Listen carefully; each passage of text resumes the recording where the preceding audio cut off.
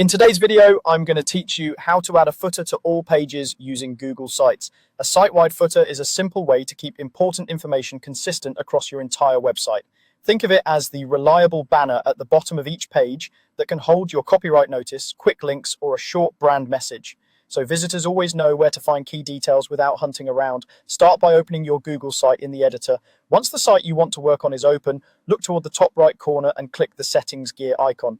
In the Settings panel, select the option labeled Footer. This is where you control whether a footer is visible across your site. Next, toggle the footer on. Turning this on activates a dedicated footer area that will appear at the bottom of all your pages. It's a site-wide setting, so you don't have to repeat the process for each page, and any updates you make to the footer later will automatically carry through everywhere. With the footer enabled, click into the footer area to add the content you want.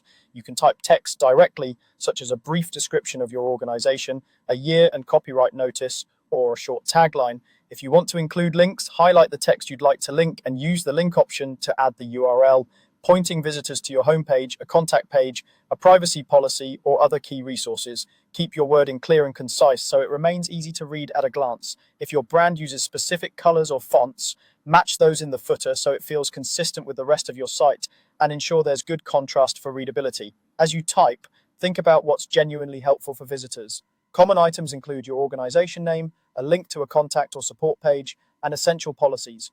Avoid cluttering the footer with too much information. The goal is to provide quick, dependable references, not a second navigation menu. If you need to include multiple links, group them logically and use short, descriptive labels.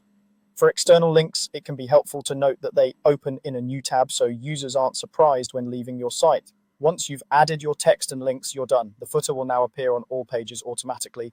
This single setup saves time, helps keep your branding consistent, and ensures that important information stays visible throughout your entire site.